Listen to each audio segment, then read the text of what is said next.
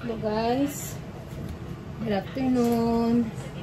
Nagluto ako ng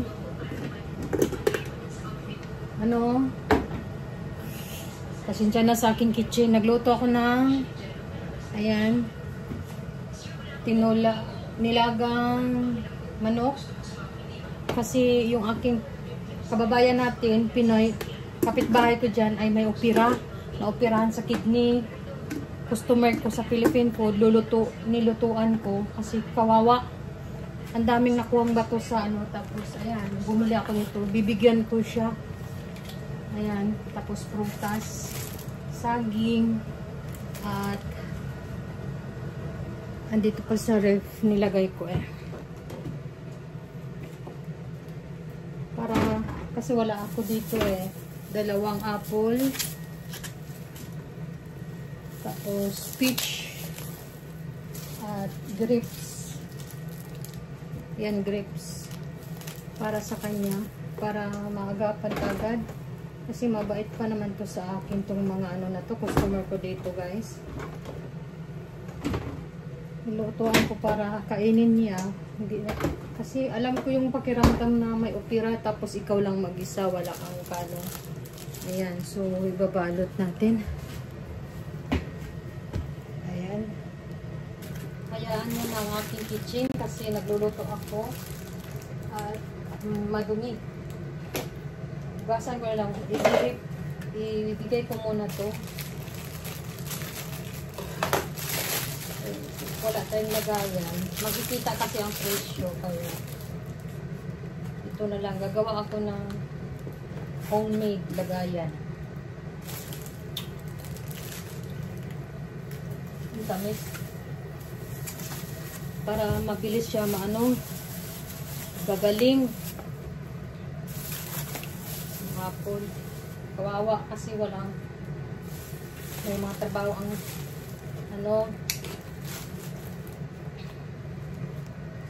ang mga kasama. Kawawa din. Mahirap dito tanggalan natin ng para hindi makita. Ayan, para wala ako magbakasyon ako para kainin niya, mabilis ang recovery sa recovery ng niya. Tapos saging. Recovery ng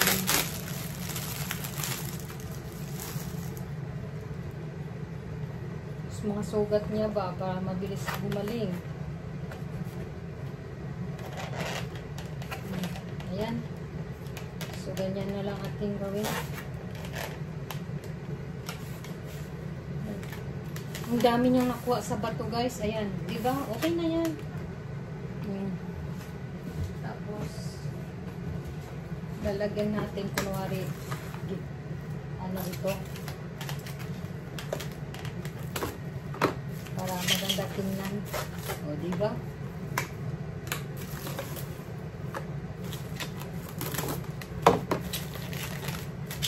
Kasi punta ako ng mall, bumili ako ng pan-travel bukas. Luma na kasi mga damit ko. Kailangan natin maganda tingnan sa paningin ng hapon para hindi tayo papansinin tayo, sabay tayo sa paglalakad. So, dapat pala yan.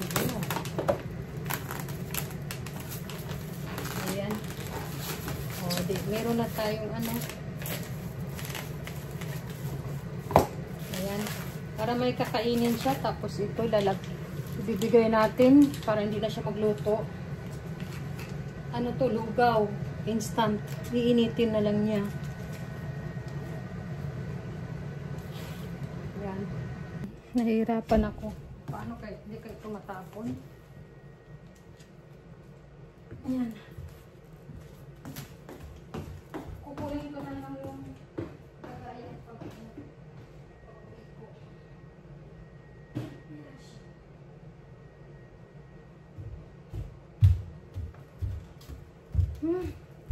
Ating aso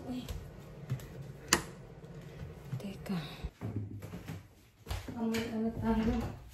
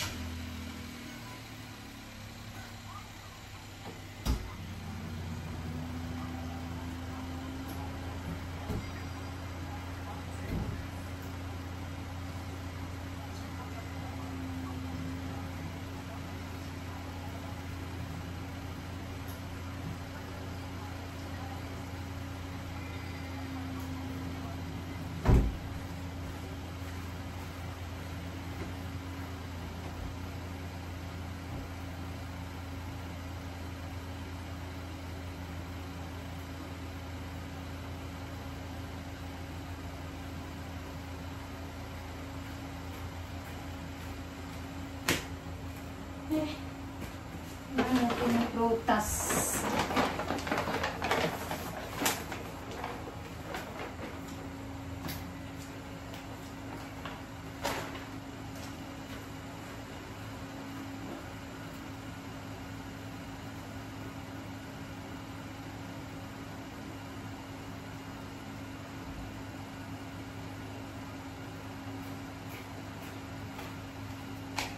Hindi ko alam kung may nag-PM siya eh. May nagbigay din daw ng prutas sa kanya.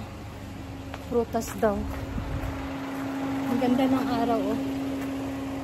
Ang ganda ng ano. Sunset. Kaya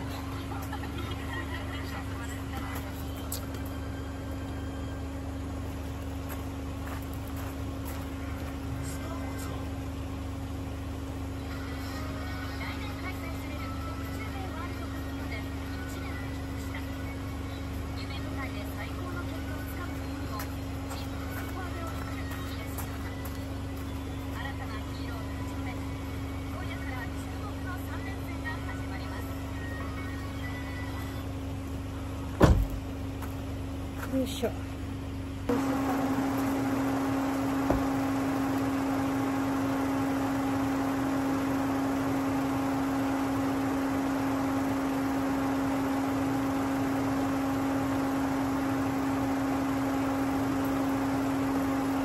Malapit lang sila. Andyan lang. Lapit lang. Okay. Sana hindi siya matapon, guys. Kasi pataas yung ano nila, iba, yung apartment.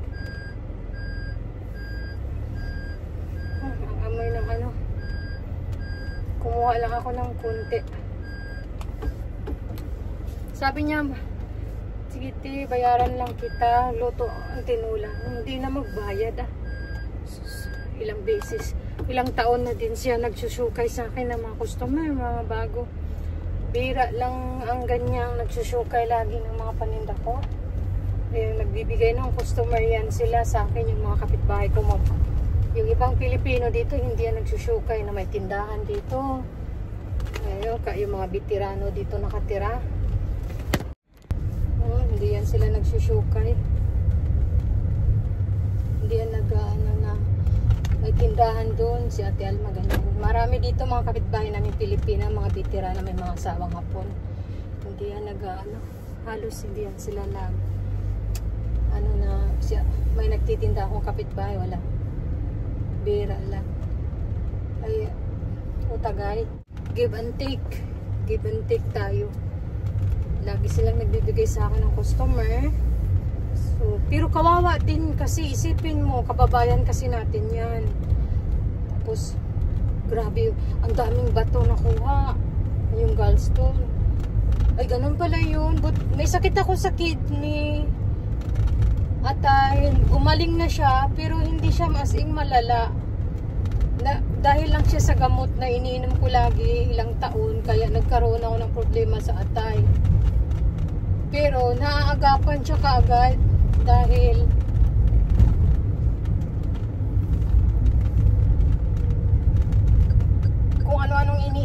herbal, yung mga, alam mo na, sa ating Bisaya style.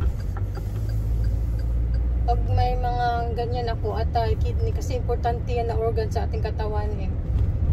Gumagawa ako ng paraan para mag-cleanse siya. Lagi akong kain ng pipino, yung mga ganun. Ay. Diba pataas? Mamaya papakita ko sa inyo. Nasa taas tayo. Kala ko matapon yung ating. Malapit lang sa bahay ko. Mas malapit yung maramihan doon. Nung pumunta sa... Uy, ang daming saging ah. Uy, ang daming saging ah. At ito. Ay, lagpas ako.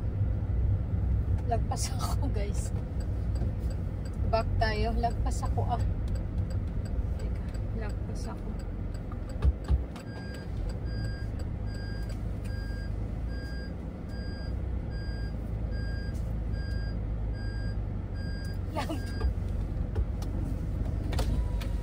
Hala, lumabas ka! Ako na lang akyat!